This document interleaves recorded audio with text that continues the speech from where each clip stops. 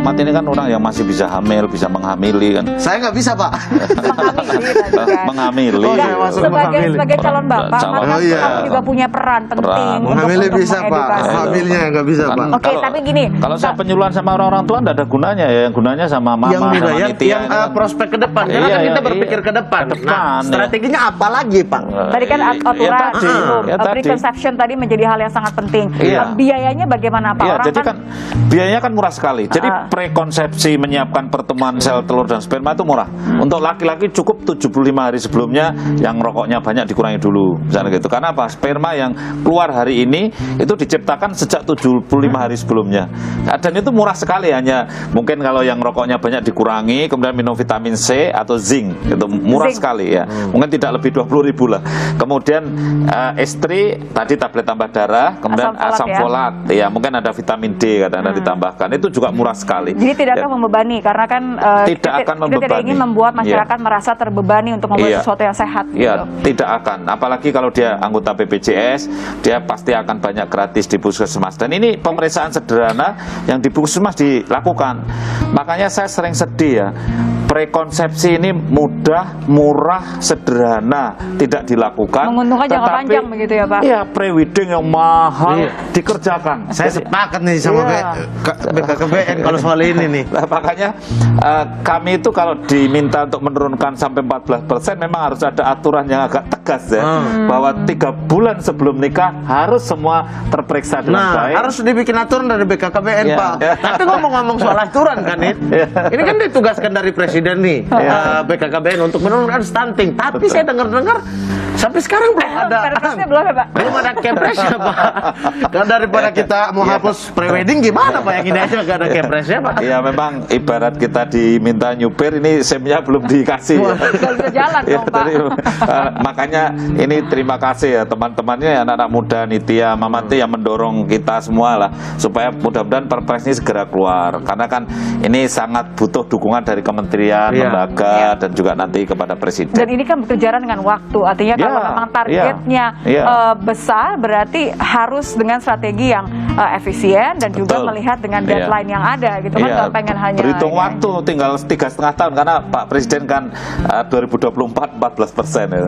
Sekarang tinggal 3,5 tahun. Oke, berarti butuh mengundang tadi Prof. Endang, karena kita harus lihat juga bagaimana bagaimana dari sisi orang yang betul-betul sering menyuarakan soal apa yang harus dilakukan mengenai kesehatan kita gitu.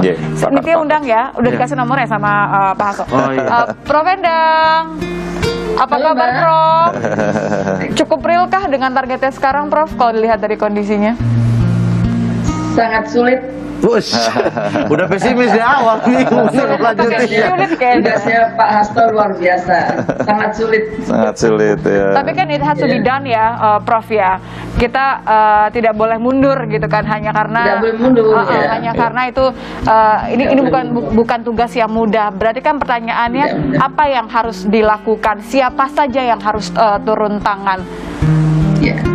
Jadi memang tadi kalau kita lihat itu kan sudah disampaikan dimulai pada saat kehamilan, dan kehamilan itu dilindungi dengan saat prakonsepsi.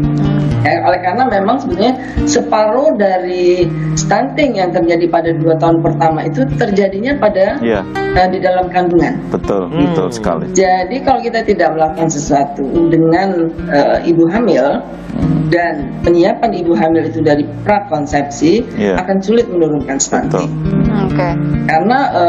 Karena ini setengah dari anak yang stunting 2 tahun pertama itu dari kehamilan, dari BBLR itu tadi. Iya, betul. Ini disebut dengan pentingnya memperhatikan 1000 hari kehidupan. Iya, ini malah lebih hulu lagi. Jadi Prof. Endang mendorong kita untuk supaya lebih awal lagi. Ya, saya kira betul sekali. Betul sekali. Ya. Justru mohon izin. Jadi justru 1000 hari pertama kehidupan itu harus dilindungi pada sebelum memasuki 1000 hari pertama kehidupan, yaitu sebelum seseorang hamil. Jadi makanya sekarang pemerintah kan remaja putri kita kita pacu untuk minum tambah darah, kemudian calon pengantin nanti. Oleh karena itu, ya. Kalau sudah hamil sudah cukup terlambat sih sebetulnya. Iya. Gitu. Iya. Artinya Karena sudah harus colong start sudah sebenarnya ya. keburu hamil, jadi anemi, kemudian kurus, gizi kurang dan sebagainya. Sudah lebih sulit dibandingkan kalau kita memulainya. Oke, saya Jadi, melanjutkan Pak, sebenarnya Pak Hasto pertanyaan sangat benar. Prof. Endang, saya melanjutkan pertanyaan Kanitia sebenarnya tadi, bahwa siapa aja yang ikut bertanggung jawab ya dalam hal ini dari sebelum sampai 1000 hari kehidupan, apakah sosialisasinya sudah oke? Ini kita ngomong gini aja, Kepresnya belum ada, Perpresnya belum ada nih. Siapa aja nih orang-orang yang harus terlibat di dalamnya, Prof?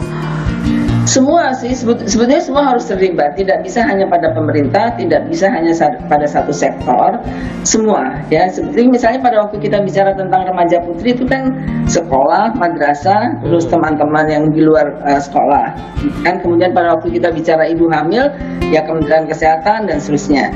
Ini selain hal-hal yang lain. Jadi tidak bisa tidak bisa dipisah-pisah semuanya.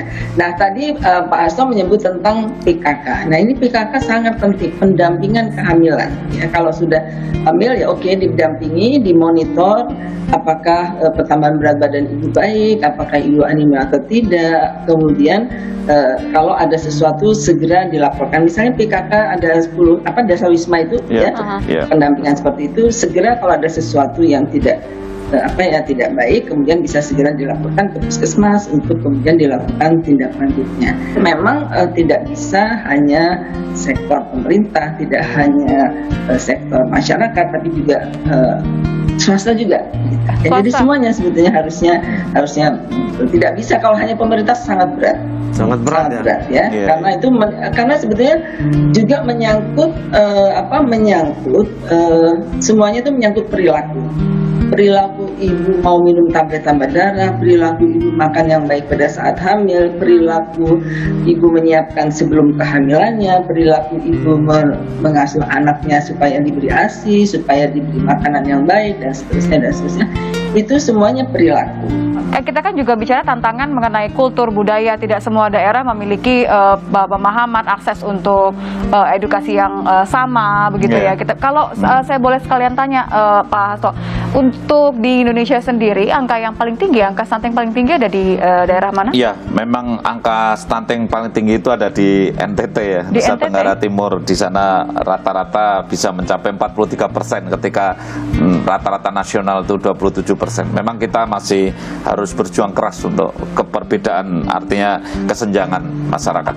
Oke, berarti betul tadi ketika Prof. Endang bilang kayaknya swasta juga harus turun tangan nih, karena ya, kita saya setuju sekali dengan Prof. Endang. Jadi pemerintah itu, pengalaman saya kalau kita punya program, kita sebagai pimpinan pemerintah ini suatu saat, itu kemampuan kita itu hanya 30% lah kira-kira menyelesaikan masalah itu.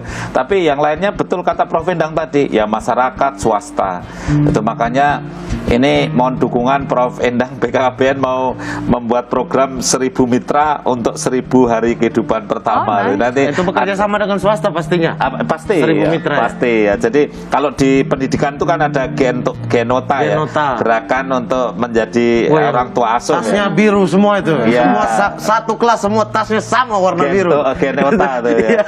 Itu karena disponsori oleh katakan Bapak Asuh gitu.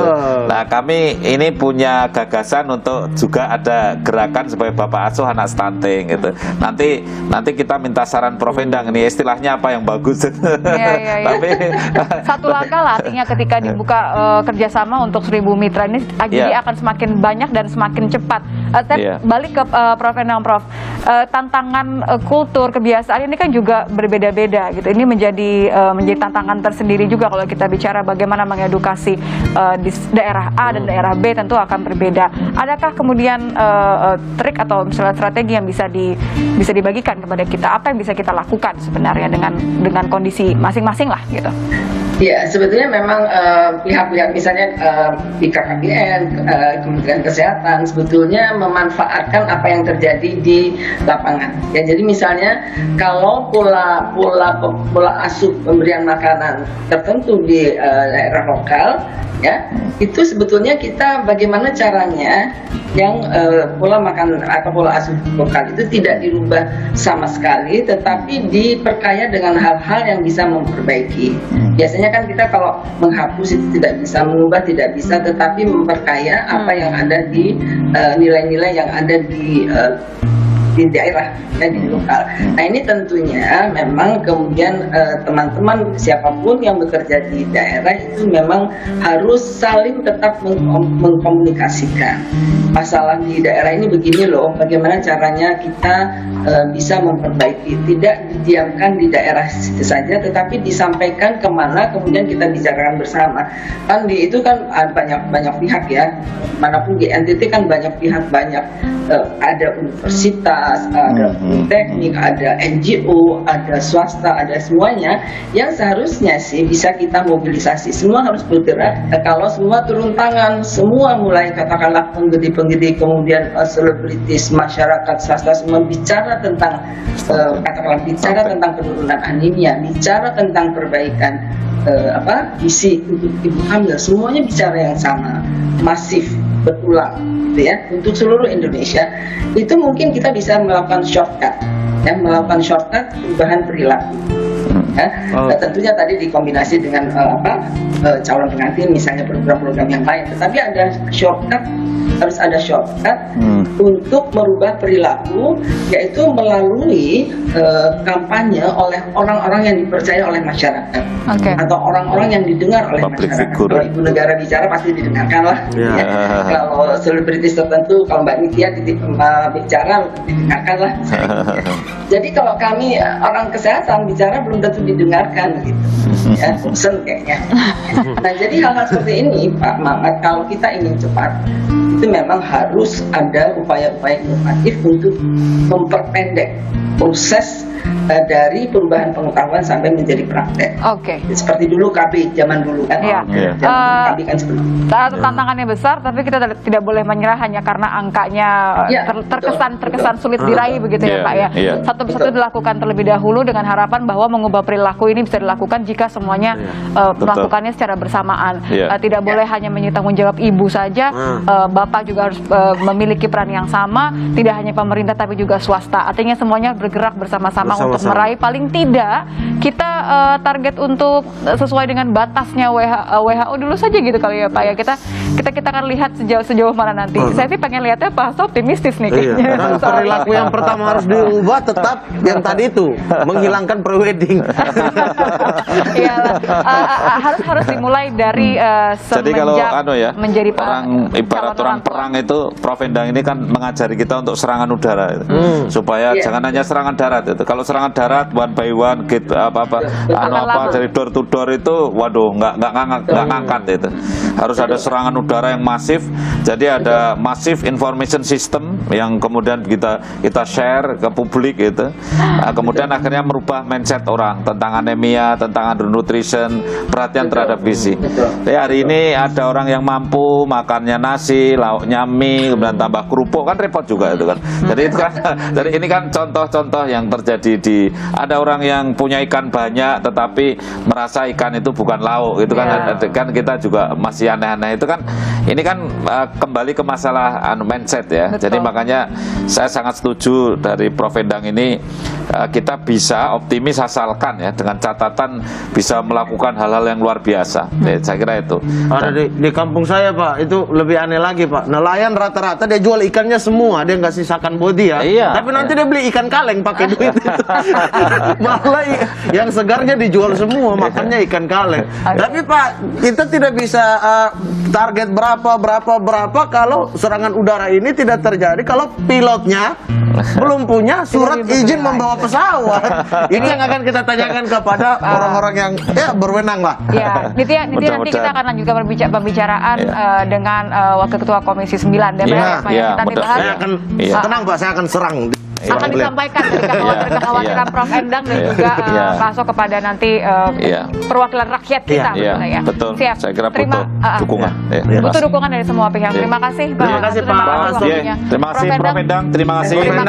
Saya selalu Pak Hasto juga bekerja lebih giat lagi, lebih keras untuk anak-anak Indonesia ke depan. Jangan menghasilkan anak stunting ya. Nitya juga. Amin. Saya akan konsultasi ke BKKBN sebelum menikah nanti.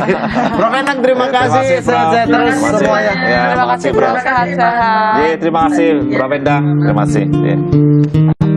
Tentu saja untuk agar pekerjaan dari BKKBN itu bisa dijalankan secara efektif, payung hukum itu dibutuhkan, ya. Dan sayangnya sampai saat ini rancangan perpresnya belum diaktifasi.